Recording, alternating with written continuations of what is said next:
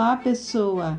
Eu sou Vera Pinto e esse é o nosso 19º Papapô. Papo a pô? Papo a pô? Papapô? Papapô? Papo a pô? Papo a pô? Papo a pô? Papo a pô? Papo a pô?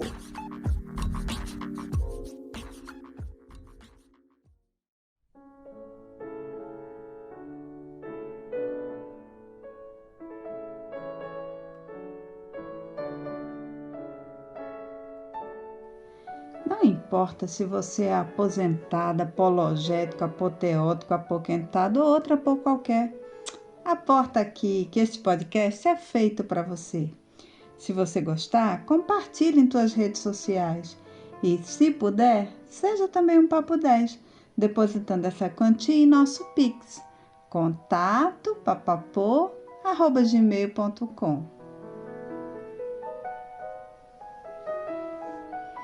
Todo mês você receberá um texto escolhido com muito carinho e lido por mim, para você presentear a quem você ama.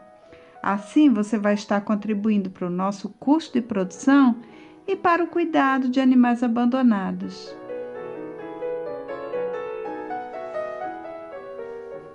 Existem prêmios para outros valores. Dê uma espiada lá no nosso Instagram. Lá também você pode contar, sugerir, corrigir ou pedir algo para a gente.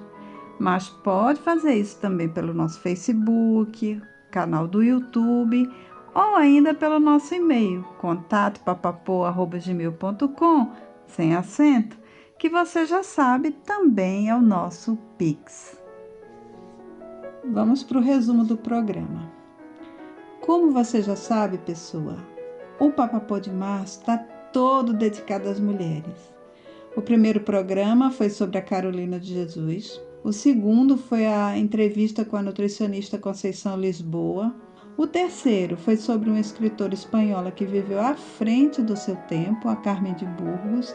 E hoje a gente tem o prazer enorme de estar aqui batendo um papo com a Carol Cardoso, uma mulher autista que, em sua fala, me ajudou muito a aceitar a minha forma de ser. E eu espero que a conversa que eu tive com ela te ajude também, pessoa.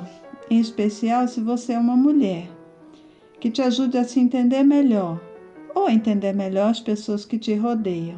No Dentro da Caixola, eu falo sobre a teoria da mãe geladeira, que eu não conhecia. A Carol nos brindou com uma receita no Mão na Massa de carne de casca de banana, que eu fiz e ficou uma delícia. Agora vamos ver o que a Nutri vai dizer sobre o temperinho que lá vai, porque a gente está começando agora uma série sobre temperos, que foi um pedido feito pela Luísa Cavalcante, que fez aquele papapô maravilhoso sobre mulher e ciência. Depois eu te digo onde encontrar as dicas para o final de semana e leio um mini conto da Clarice Lispector para você. Tá louca para eu começar, né, pessoa? Pois vamos nessa!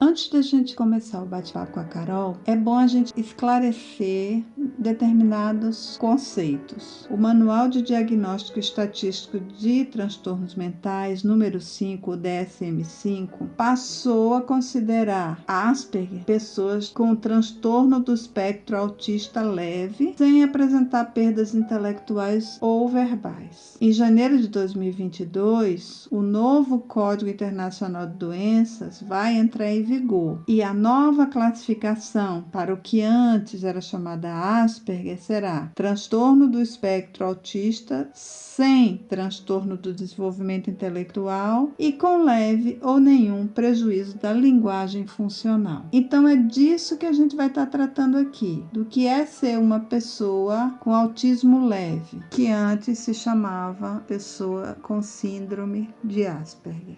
Algumas vezes na minha vida eu me deparei com esse nome, síndrome de Asperger, mas eu nunca me detive me aprofundar nesse conceito, a entender melhor o que era isso, até que eu me deparei com uma pessoa, era um professor muito inteligente da área de matemática, mas que tinha uma inabilidade total nas relações sociais. E uma pessoa, colega de turma, me disse: eu desconfio que esta pessoa tem síndrome de Asperger. Isso me chamou a atenção e eu comecei a me interessar mais, inclusive como docente, acabei me deparando com uma pessoa nessas condições e tive que me interessar um pouco mais. Mas sempre era uma coisa que eu relacionava a pessoas do gênero masculino. Até que eu conheci o podcast Introvertendo, que é um podcast maravilhoso, que é um podcast sobre autismo feito por autistas. Porque até então eu ouvia os especialistas falando. Quando eu tive a oportunidade de conhecer esse podcast, assim como o canal do Léo Akira, eu fui percebendo como os autistas realmente se sentem. E também pude ouvir no podcast Introvertendo mulheres falando sobre autismo, assim como um canal que tem poucos vídeos, mas são vídeos muito interessantes, da Serena Pock. E eu passei a ficar muito interessada nisso, porque o autismo feminino, ele é meio que escamoteado, porque as mulheres autistas acabam tendo características que a sociedade considera ideais para uma mulher. E isso é um tema muito interessante de se conversar, e por isso eu escrevi para o pessoal do Introvertendo e perguntei se alguma mulher gostaria de participar desse mês da mulher aqui do Papapô, e a Carol Cardoso aceitou. E eu fiquei muito feliz. A gente começou a conversar pelo WhatsApp, a Carol também é vegana, o que foi uma outra alegria para nós, porque esse programa tem essa inspiração, né, de proteção aos animais, de veganismo. Então vamos começar com Carol se apresentando.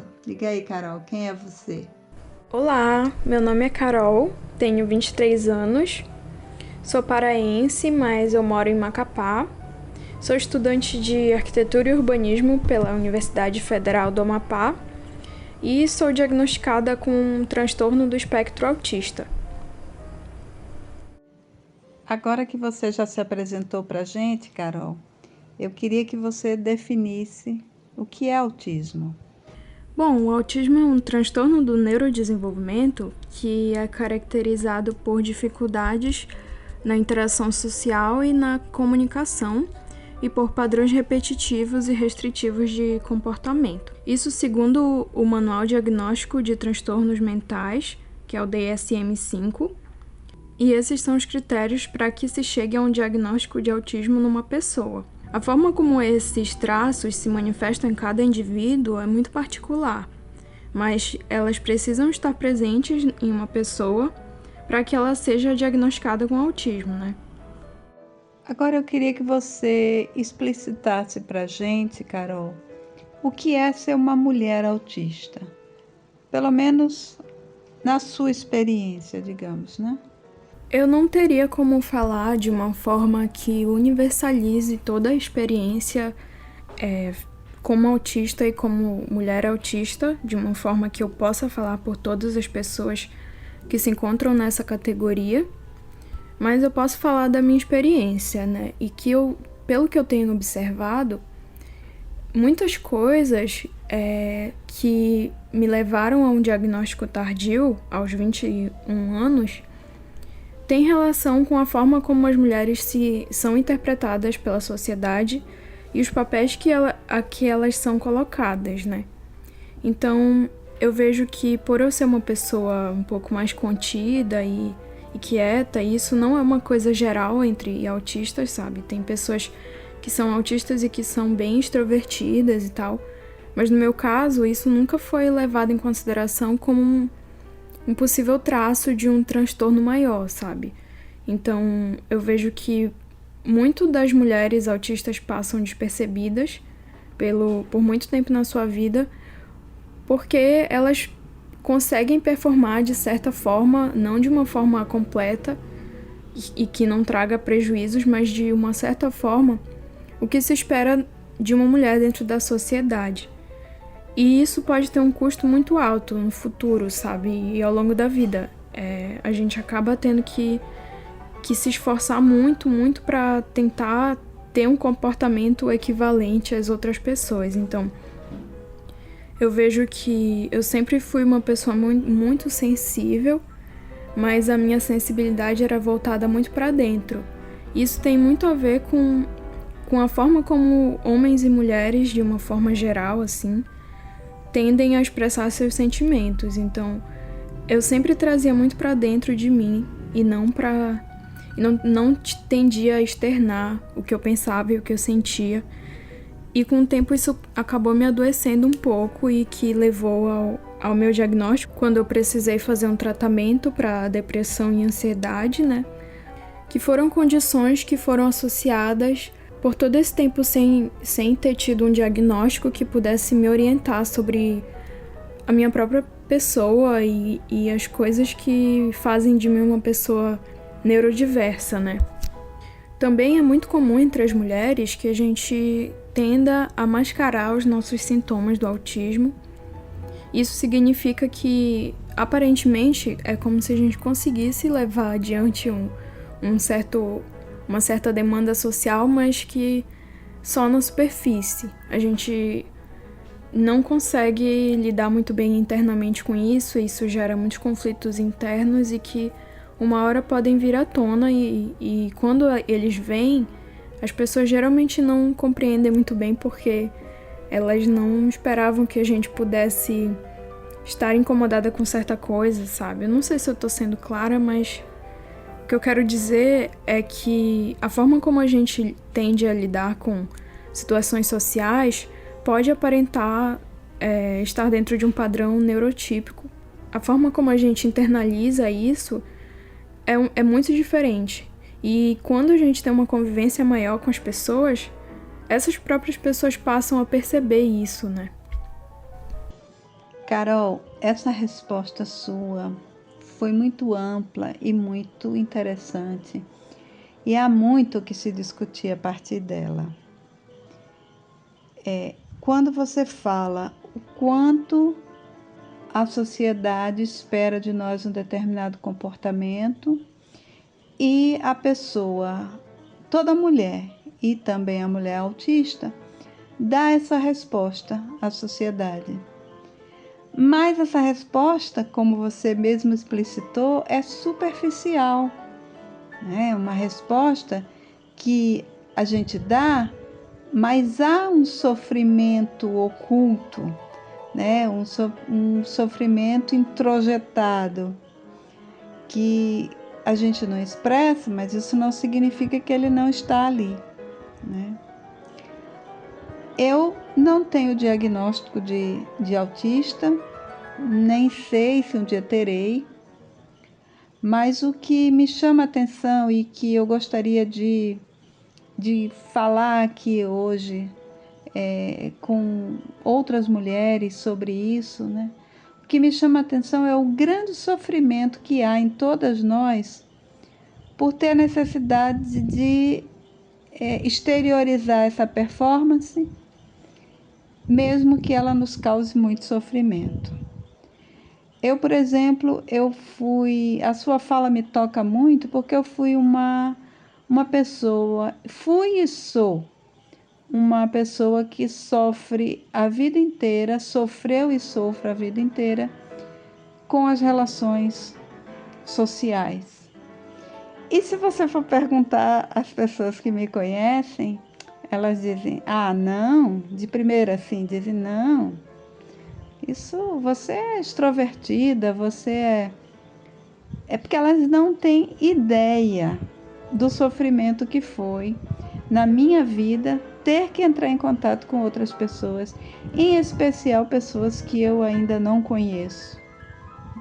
Então, por exemplo, quando eu era criança, na sala de aula, chegou um determinado momento que toda a sala ficava esperando a hora que a professora chamava meu nome para eu dizer presente, porque eu ficava completamente vermelha, era a única palavra que eu expressava, né, na sala de aula, era ser obrigada a dizer presente.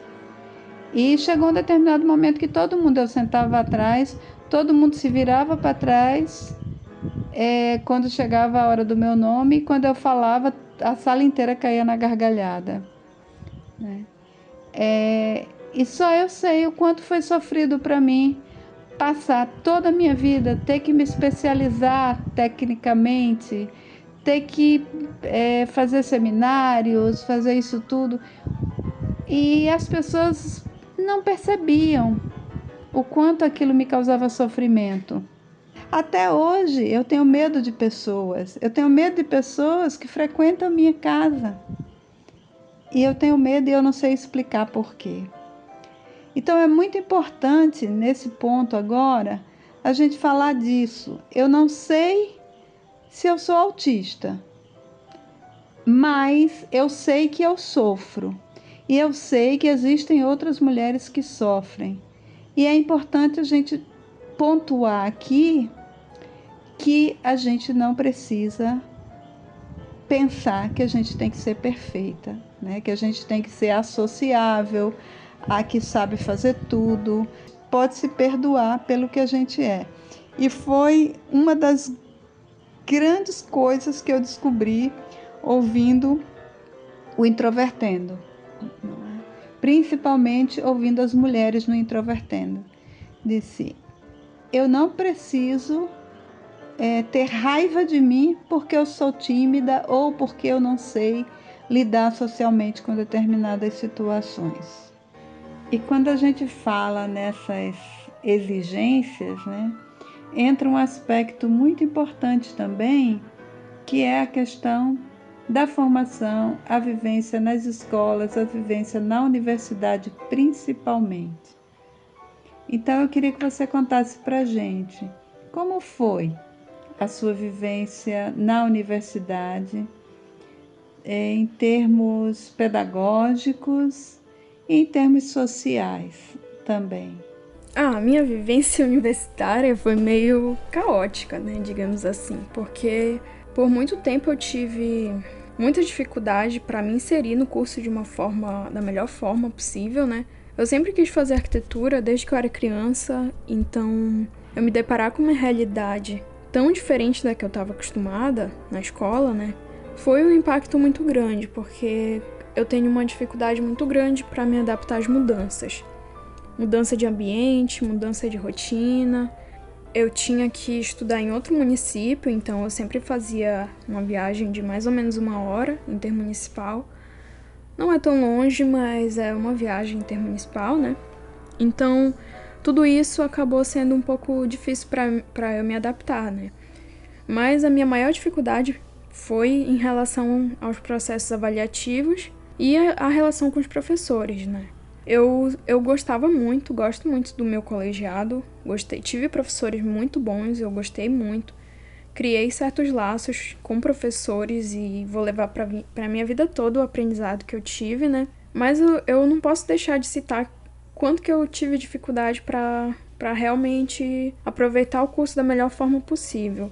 Isso tem relação principalmente com a dificuldade de fazer as avaliações que eram propostas, né? Então, assim, nos primeiros períodos do curso, geralmente as avaliações eram por meio de seminários e eu ainda não tinha essa habilidade para me colocar no meio de uma sala, falar para todo mundo, falar alto, conseguir manter contato, tentar filtrar todo o estímulo que de ter várias pessoas me olhando.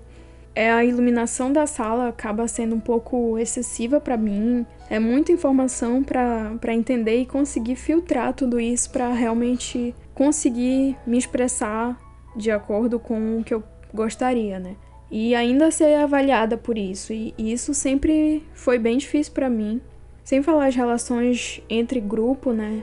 Todos os trabalhos praticamente eram feitos em grupo e eu não conseguia me relacionar com mais de 2 pessoas ao mesmo tempo dentro de um grupo. Então, sempre que tinha que ter um grupo de mais pessoas, eu tinha muita sobrecarga e por eu não entender muito bem isso, né? Por não ter tido meu diagnóstico antes, eu me culpava muito. Então, e as pessoas também não entendiam o que estava acontecendo e por que às vezes eu sumia. É que o excesso era tão grande de interação, era tanta demanda, tantos trabalhos em grupo, tantas pessoas com as quais eu teria que lidar, que às vezes a minha cabeça não dava conta, simplesmente. E eu precisava parar, eu precisava sumir. E isso foi bem difícil, né? E a pior coisa era que não tinha flexibilidade para que eu pudesse fazer o trabalho sozinha, né? Era obrigatório estar em um grupo e muitas vezes isso era interpretado como uma espécie de capricho, sabe? De simplesmente não querer fazer trabalho em grupo e eu tinha que fazer e pronto, sabe? Eu acho que não tinha muito uma avaliação de que certas pessoas conseguem fazer trabalho melhor individualmente e certas pessoas conseguem fazer melhor em grupo. E é muito difícil isso, assim, mas tem a questão de que é muito complicado para um professor, numa turma de 50 pessoas, corrigir 50 trabalhos. Então, isso deve ser levado em consideração também quando a gente busca acessibilidade. Eu sinto que a gente ainda não está preparado para receber uma demanda tanto de volume de alunos como das particularidades de aprendizado de cada um desses alunos, né? Inclusive, eu recomendo a palestra sobre autismo no ensino superior, que está disponível no podcast que eu participo, o Introvertendo. A palestra foi feita com o Thiago Abreu e com o William Timura, né? E ela está disponível no site introvertendo.com, que também está disponível no Spotify e nas demais plataformas de podcasts. E também o texto da palestra pode ser lido no nosso site. Na minha experiência pessoal, como eu já falei mais cedo, chegou um momento que a demanda foi tão grande que eu precisei trancar o curso, né? Que eu não dei conta. Simplesmente a minha cabeça não funcionava mais. Um trabalho simples, que deveria demorar 1 hora, demorava dias para eu conseguir concluir, porque eu não aguentava mais ter que interagir com tantos grupos, tantos projetos, ter que ir para aula. E eu tive uma crise depressiva muito forte, precisei trancar o curso por 1 semestre, né? E tive que retomar as atividades aos poucos. E eu sinto que, assim, existe um discurso muito capacitista no sentido de que as pessoas tendem a considerar que quando a gente tem algum avanço, quando a gente consegue conquistar certa coisa, no meu caso, eu tô quase terminando o curso, as pessoas tendem a responder do tipo, olha só, viu como tu consegue? Viu como, se tu te esforçar, tu consegue? Mas não é assim que funciona, sabe? Não foi por falta de capacidade que eu precisei trancar o curso. Foi porque o curso não deu conta de respeitar a minha demanda de aprendizado e eu não dei conta de conduzir o curso da melhor forma possível. E isso não é por falta de capacidade, não é por preguiça ou por inabilidade, mas simplesmente porque a condição que eu precisei enfrentar dentro do curso não era compatível com as minhas habilidades sociais e enfim. Então existe uma distorção muito grande no sentido de que as pessoas gostam muito de discurso de superação. Então, se a gente consegue, se uma pessoa com deficiência consegue, por exemplo, se formar, é uma superação. Então, assim, não deixa de ser, mas ao mesmo tempo isso não deve ser interpretado de uma forma que negue toda a dificuldade que nos foi imposta e que muitas pessoas não conseguem. Muitas pessoas simplesmente não dão conta e isso não é culpa delas, sabe? Isso é uma forma injusta de interpretar esse problema. Eu entrei na universidade em 2015 e talvez eu me forme agora em 2021. Então, eu vou concluir o curso em aproximadamente 7 anos, né? Então, eu não vou conseguir cumprir o tempo previsto no curso. Isso não quer dizer que seja porque eu não tive capacidade para concluir o curso no tempo certo, sabe? Mas que o meu tempo é um tempo diferente do das outras pessoas. E isso não quer dizer que eu tenha menos capacidade do que as outras, sabe? Eu gostei muito da representação que isso teve naquela série Atypical, quando o Sam entrou na faculdade. Eu acho que foi uma representação muito boa das dificuldades que a gente enfrenta, dos estigmas que colocam sobre a gente. E eu me emocionei muito quando eu vi aquilo, porque eu realmente me identifiquei e que a série deixa muito claro o quanto que o Sam é uma pessoa capacitada, quanto ele tem muitas habilidades, como ele é muito competente, muito inteligente e que mesmo assim ele teve aquelas dificuldades. Então, isso é um exemplo muito interessante da gente analisar quando a gente vai reconstruir o nosso ensino de uma forma acessível às pessoas com deficiência, né? Eu acho que a gente precisa analisar a questão da deficiência como uma forma que as pessoas vão vivenciar a universidade que é diferente das demais que não têm deficiência. Por exemplo, as pessoas que não são autistas, elas não precisam lidar com a sobrecarga sensorial que o ambiente acadêmico proporciona. Elas não têm o excesso característico do autismo da interação social, então isso não é uma barreira para as outras pessoas. Socializar não é uma coisa que elas precisam aprender, por exemplo, a conseguir conversar com uma pessoa olhando para ela, ou simplesmente conseguir dar um aperto de mão nas pessoas. Isso não é uma coisa que as pessoas precisam exercitar, não é uma energia que elas precisam colocar para fazer aquilo, isso vem naturalmente. E tudo isso influencia muito na forma como essa pessoa vai se desenvolver dentro de um curso, né? É uma questão de energia. Se a gente precisa gastar energia para se esforçar, para aprender uma coisa que boa parte das pessoas já faz naturalmente, no caso interagir com as pessoas, ter contato físico, ter contato visual, falar com pessoas, falar com mais de 2 pessoas ao mesmo tempo. Se a gente precisa gastar toda essa energia para fazer isso, a gente vai ter menos energia para se dedicar aos nossos estudos. E isso é uma coisa que tem que ser considerada quando a gente pensa em acessibilidade, né? E é legal considerar também que o ambiente acadêmico envolve toda a socialização desse período da vida de uma pessoa. Então não se restringe só ao aprendizado, ao ambiente de ensino, mas toda a interação, toda a amizade, as festas, as reuniões particulares, assim, que para quem tem dificuldade de socialização, para quem é autista, isso pode ser uma barreira muito grande. Eu tive muita dificuldade para conseguir me portar socialmente de uma forma aceitável nas festas e nas coisas, assim, nas reuniões, nos passeios, porque eu tinha essa dificuldade para realmente interagir. Então, se a gente é aquela pessoa esquisita, aquela pessoa que não socializa direito, aquela pessoa que não consegue entender as piadas, aquela pessoa que não consegue se expressar de uma forma equivalente às outras, é difícil a gente conseguir construir uma convivência saudável durante todo esse tempo, 5 anos que a gente vai passar junto, né? Então, isso também é importante de considerar. O estigma social que a gente recebe, a forma como a sociedade nos enxerga, isso é um peso que vai somando ao número de dificuldades que a gente enfrenta durante o período acadêmico, né? Essa sua fala foi muito importante, Carol, para a gente perceber o quão importante e delicada é a função de docência, né? A função de ser um professor ou uma professora, que lida com vidas que muitas vezes a gente nem sabe que vida é aquela, né? A gente só vê uma parte daquela pessoa, que é uma parte que tem que aprender determinado conteúdo. Mas a vida é muito mais do que isso. E a vida universitária é muito mais do que isso, né? Você mostra aí a importância da escolha de uma avaliação adequada. Você fala da questão de: será que todas as pessoas realmente devem fazer trabalho em grupo? Você fala da questão das próprias vivências com os colegas de classe, né? Toda essa vida social que perpassa a formação universitária.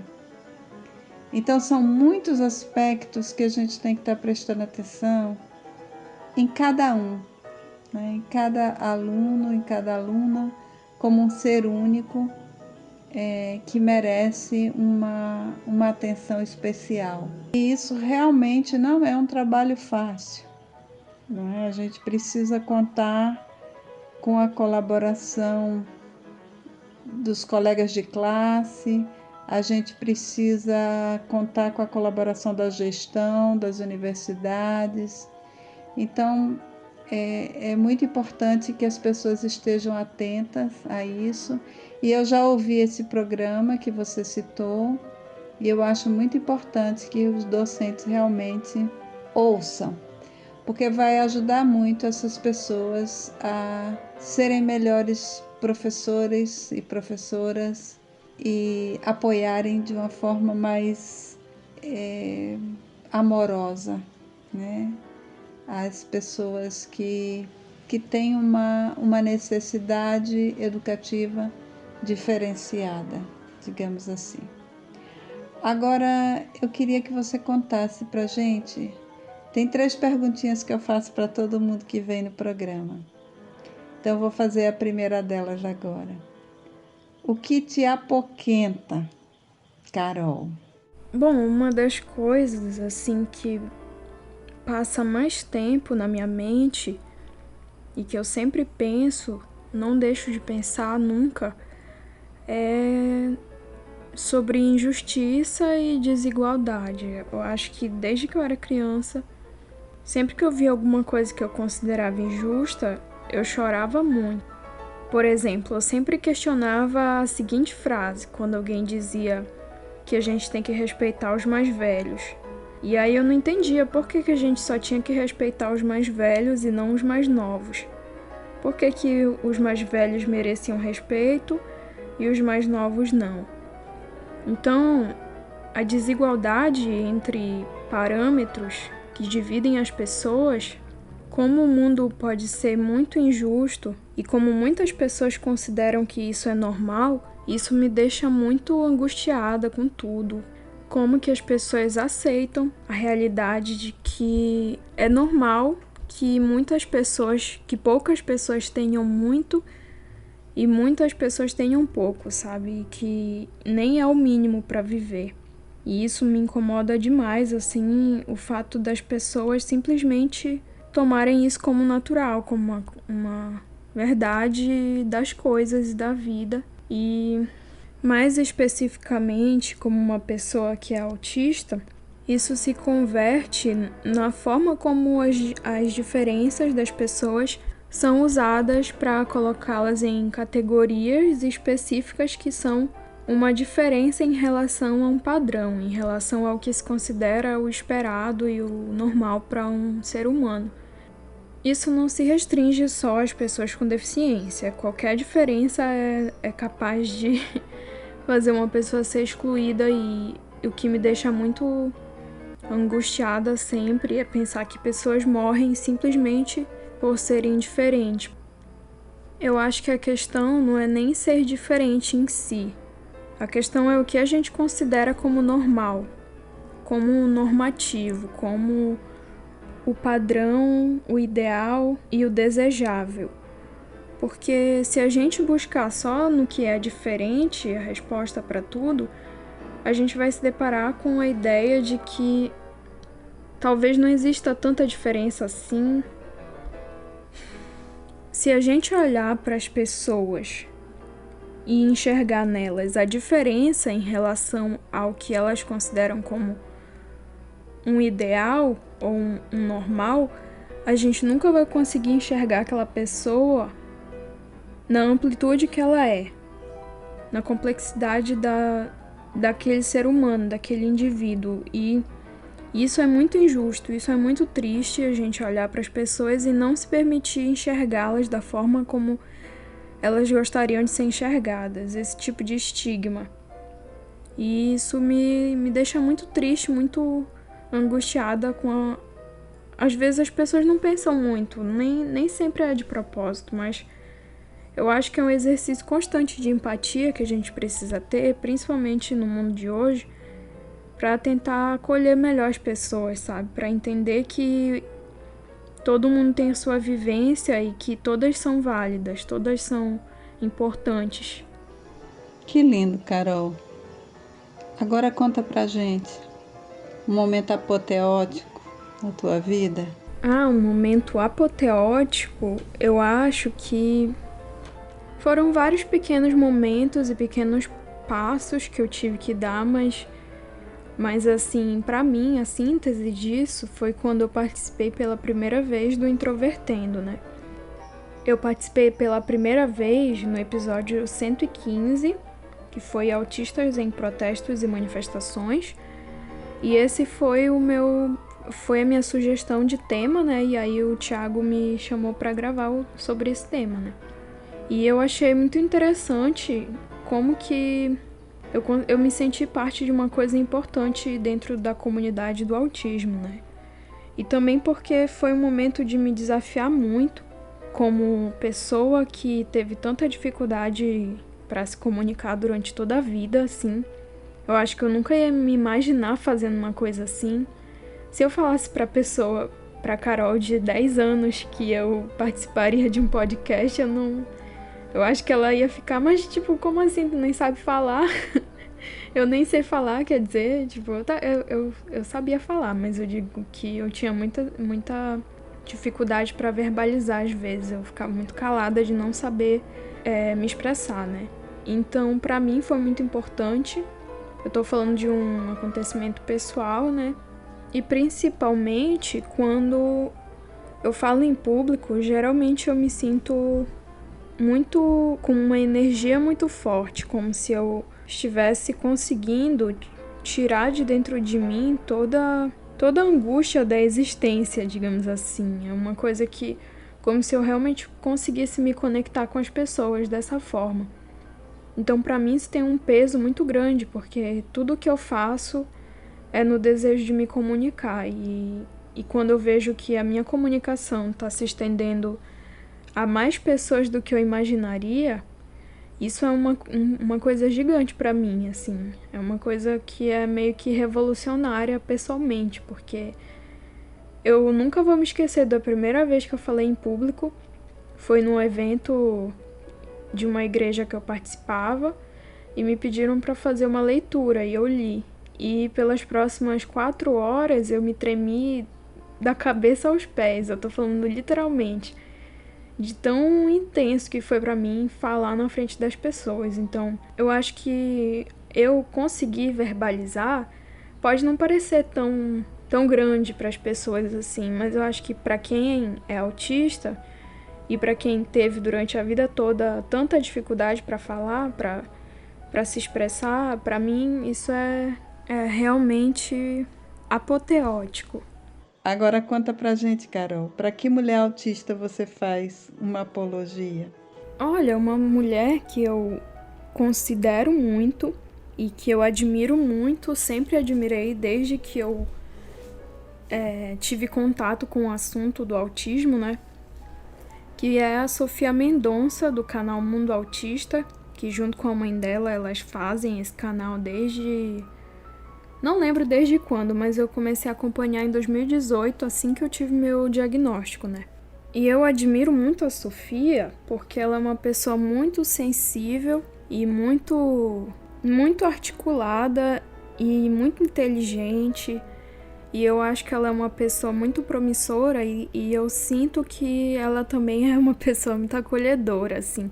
Uma das pessoas que eu fiquei mais feliz de poder conhecer foi a Sofia. Desde que eu comecei a participar mais da comunidade do autismo, a tentar me conectar mais com as pessoas dentro do ativismo e das pessoas que produzem alguma coisa nesse sentido, né? Desde então, eu acho que eu fiquei muito feliz de poder conversar com ela e eu gosto muito de conversar com ela. Ela é uma pessoa muito gentil e é muito interessante o trabalho que ela faz junto com a mãe dela, que também é autista, no site e no canal Mundo Autista.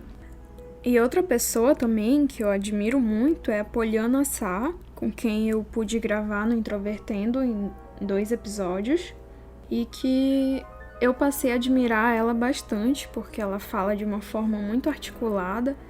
Ela gosta muito de oratória, é um dos hiperfocos dela, e ela tem uma página no Instagram que se chama Rei Autista.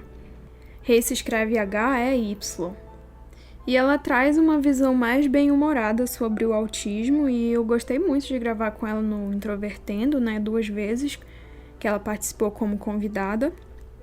E a partir de então eu passei a admirar a pessoa que ela é, então eu deixo aqui a recomendação para quem quiser conhecer a página dela. Bem, Carol, eu queria te dizer que eu estou extremamente agradecida pela tua participação. Muito sensibilizada por tudo que ouvi de você. Eu te disse no WhatsApp que eu te vejo como uma pessoa sábia, né? Você tem sabedoria. Você interpreta a vida de uma forma muito mais ampla, não é, do que o patamar da informação e do conhecimento.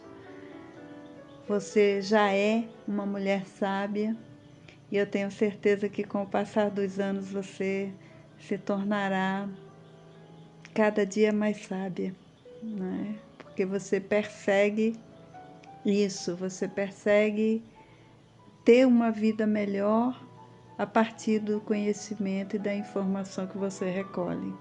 E isso é sabedoria. Uma vida melhor não somente para você, mas uma vida melhor para todos e todas. Carol, agora a gente está encerrando esse bloco do programa e eu vou deixar você encerrá-lo, dizendo o que você quiser, né? Especialmente para as mulheres, já que a gente está no mês da mulher aqui no Papapô. Um beijo muito grande, Carol, e muito, muito obrigada por você ter vindo aqui e por você estar espalhando luz pelo mundo. Beijinho.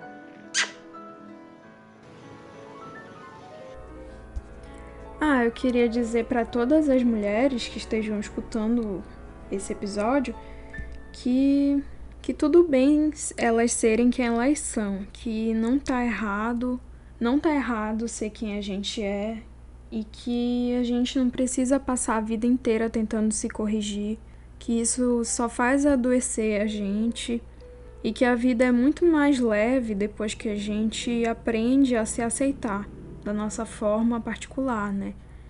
E muitas vezes as pessoas vão dizer pra gente que a gente tem que ser de 1 milhão de formas diferentes da nossa, né?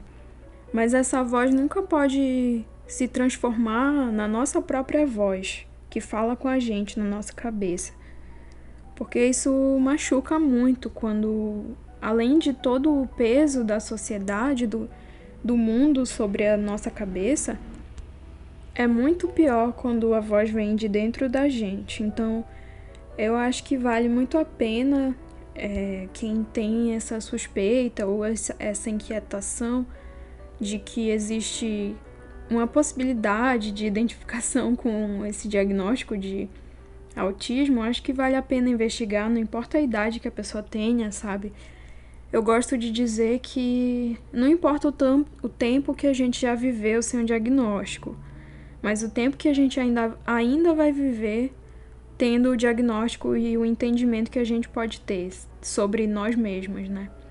E pode ser muito difícil no começo. No dia que eu recebi meu diagnóstico, eu chorei muito, mas não foi de tristeza. Foi uma espécie de alívio, assim.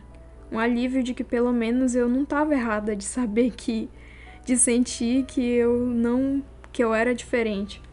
E desde então isso me trouxe muita paz, assim. Eu comecei a entender melhor e me aceitar melhor e transmitir tudo que tem de bom dentro de mim para as outras pessoas, que antes eu não conseguia fazer, porque eu estava muito conflituosa comigo mesma. E nem sempre é muito simples conseguir um diagnóstico, assim. Durante toda a minha vida, eu acho que eu tive umas 9 psicólogas, e só a minha atual que realmente pôde me ajudar a me desenvolver, de fato, de uma forma que me respeite, né? Por isso eu sou muito grata a ter o meu diagnóstico. Eu sei que muitas pessoas não conseguem isso e é muito triste, mas é uma coisa com a qual eu me alegro muito de ter tido essa oportunidade. E eu queria agradecer a Vera pelo convite, eu fiquei muito feliz de participar. Foi uma oportunidade que eu vou ser muito grata pelo resto da minha vida. E é muito legal fazer parte desse programa. Eu gosto muito de me conectar com as pessoas de diversos lugares, origens, e foi uma experiência muito legal participar aqui. E eu gosto muito de falar sobre autismo, principalmente para as pessoas que não entendem muito bem sobre esse transtorno, porque eu acho que assim a gente vai poder desfazer muitos equívocos e isso pode ajudar a aliviar um pouco da pressão que o mundo exerce sobre a gente. E é isso, foi muito bom participar aqui, obrigada.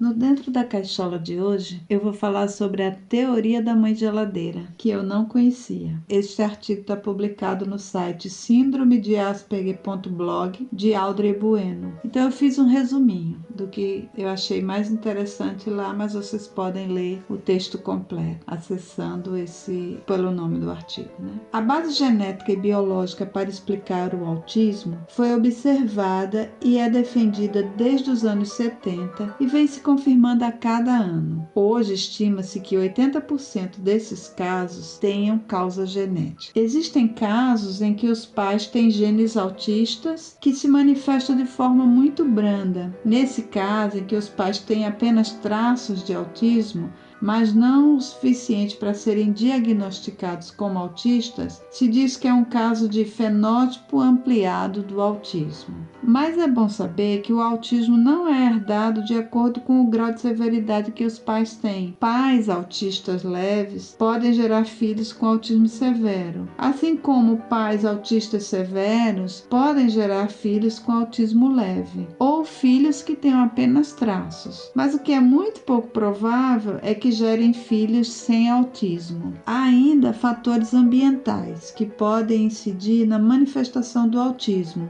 como as medicações, agrotóxicos, contaminação por metal pesado, poluição, drogas, infecções ou complicações na gravidez. Também podem ser causas outras como a oxigenação insuficiente do cérebro ou até mesmo acidentes que possam ter impactado regiões cerebrais específicas, como o lobo frontal, por exemplo, que é uma área responsável pela sociabilidade, atenção e controle dos impulsos. Estes também são fatores ambientais importantes. Mas, apesar dos estudos seguirem comprovando a base genética do autismo, ainda circula entre os profissionais e a sociedade o estigma que foi gerado pela teoria da mãe geladeira. Segundo Audrey Bueno, mães de crianças autistas ainda ouvem de profissionais que são culpadas pelos déficits neurológicos de seus filhos, porque são emocionalmente sufocados ou indevidamente estimulados por elas. Em resumo, a culpa é da criação e a culpa, é claro, sempre é da mãe. Mas eu vou explicar melhor essa história, porque, claro, a culpa sempre foi e parece que continuará sendo da mãe enquanto a gente não parar para entender a nossa história, a história da nossa ciência, a história da nossa sociedade, a história da nossa medicina. Dois pesquisadores na década de 40, quase que paralelamente, buscaram descrever o autismo. Foi Leo Kanner, que nos Estados Unidos primeiro descreveu o quadro outro clássico, e Hans Asperger, na Alemanha, que descreveu o autismo de alto funcionamento, que mais tarde ficaria conhecido como síndrome de Asperger. As descrições que Asperger fez, ele apostou na genética como uma causa do transtorno, mas elas foram pouco divulgadas até os anos 80,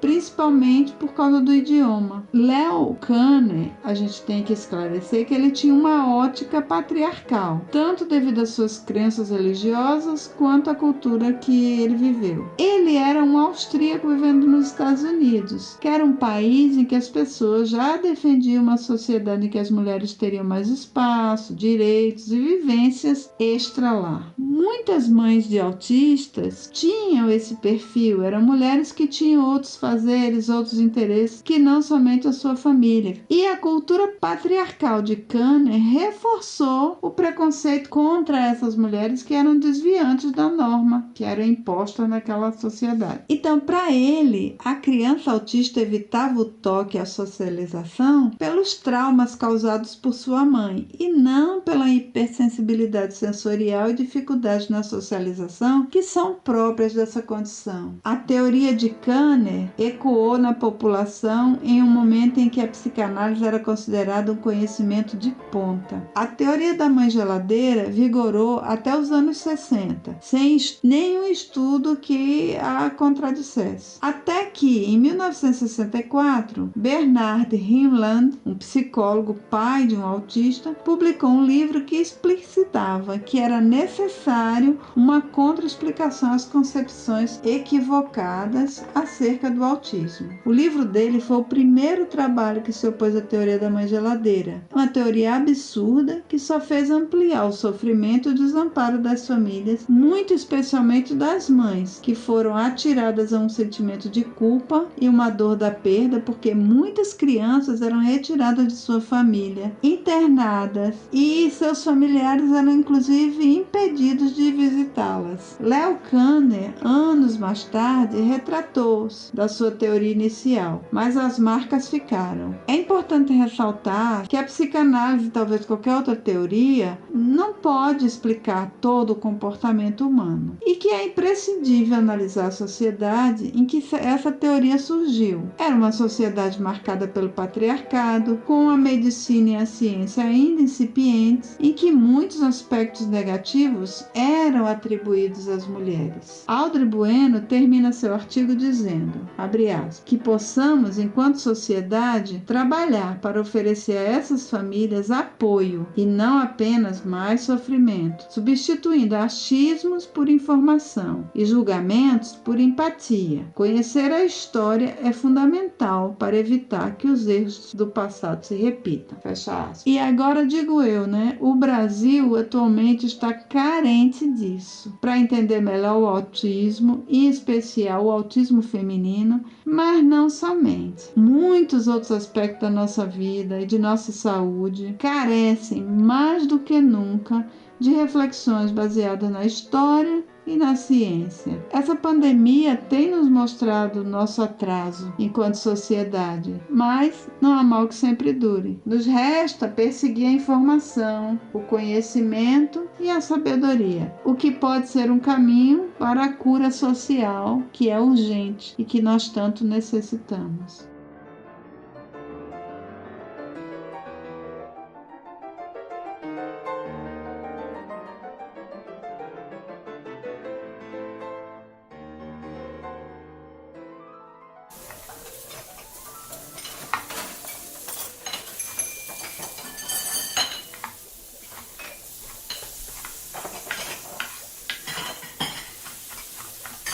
Agora é hora da gente colocar a mão na massa.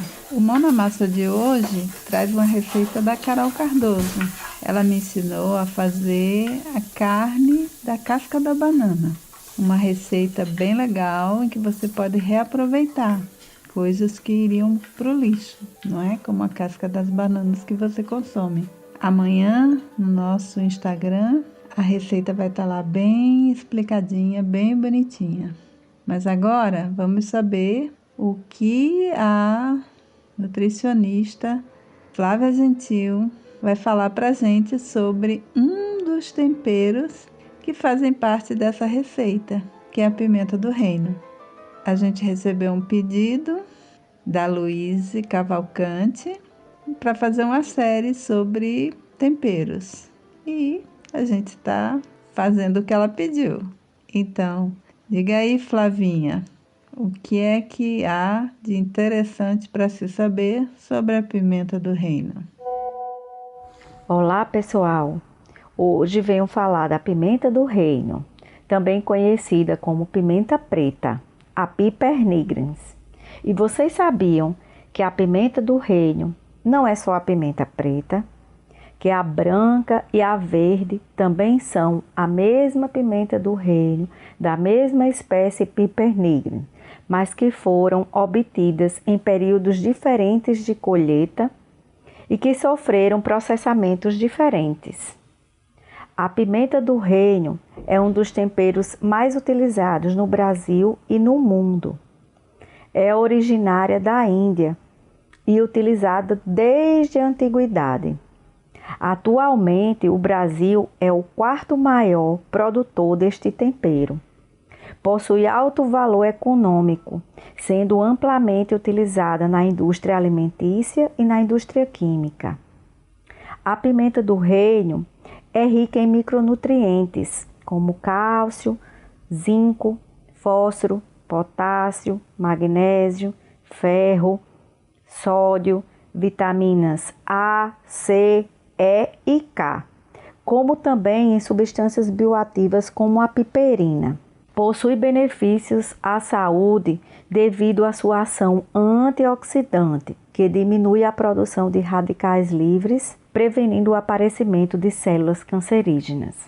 Tem efeito termogênico, assim como a maioria das pimentas. Esse tempero acelera o metabolismo, resultando em um aumento do gasto calórico e que ajuda na perda de peso. Tem ação anti-inflamatória, já comprovada em vários estudos que mostram o alívio da dor em doenças inflamatórias, doenças reumáticas, como artrite e artrose, e degenerativas. Também tem a capacidade de melhorar a biodisponibilidade de alguns nutrientes, como no caso da curcumina, um bioativo do açafrão da terra, que é a piperina presente na pimenta, melhoram a absorção. Atua também melhorando a digestão, pois tem o poder de aumentar a produção de ácido clorídrico no estômago, melhorando a digestão das proteínas. Ajuda nas doenças cardiovasculares, pois possui componentes bioativos que têm a ação anticoagulante, que ajudam na desobstrução dos vasos sanguíneos, melhorando a circulação arterial.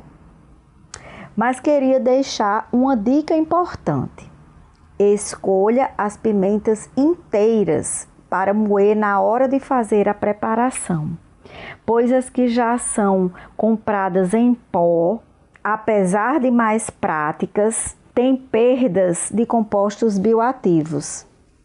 E para finalizar, gostaria de ressaltar que o uso frequente da pimenta só deve ser evitado por pessoas que são sensíveis ou alérgicas, ou ainda que estejam com quadro agudo de gastrite e úlcera. As pimentas do reino enriquecem e dão um toque de sabor nas nossas receitas do cotidiano. Aproveitem!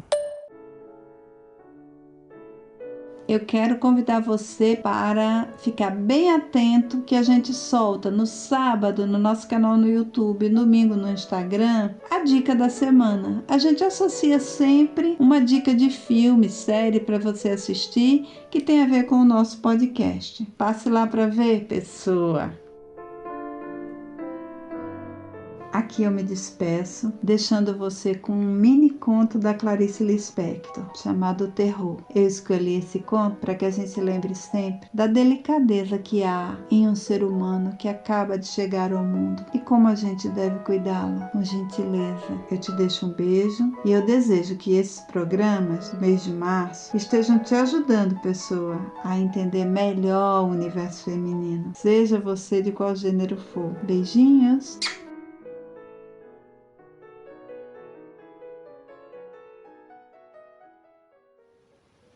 O terror, Clarice Lispector. E havia luz demais para os seus olhos. De repente, um repuxão. Ajeitavam-no, mas ele não sabia. Só tinha mesmo era o terror de rostos inclinados para o seu. E ele não sabia de nada e não podia se mexer livremente. As vozes que para ele eram trovões. Só uma voz era cantante. Ele se banhava nela. Mas, logo em seguida, era depositado e vinha o terror, e ele gritava entre as grades e viu cores, que depois ele entendeu que eram azuis. O azul o molestava e ele chorava. E o terror das cólicas, abriam-lhe a boca e depositavam coisas ruins na boca. Ele engolia. Quando era a voz cantante que lhe dava coisas ruins, ele suportava melhor. Mas era logo depositado entre as grades. Sombras gigantescas rodeavam-no. E então ele gritava: a mínima luz de tudo, isso é que ele acaba de nascer. Tinha 5 dias de nascido. Depois de mais velho, ouviu sem entender. Este menino já não dá trabalho, mas quando nasceu dava choros e urros. Agora, felizmente, é mais fácil de criá-lo. Não, não era fácil. Nunca seria fácil. O nascimento era a morte de um ser uno se dividindo em 2 solitários. Agora parecia fácil, porque ele aprendera a manejar o seu terror secreto, que duraria até a morte. Terror de estar na terra como uma saudade do céu.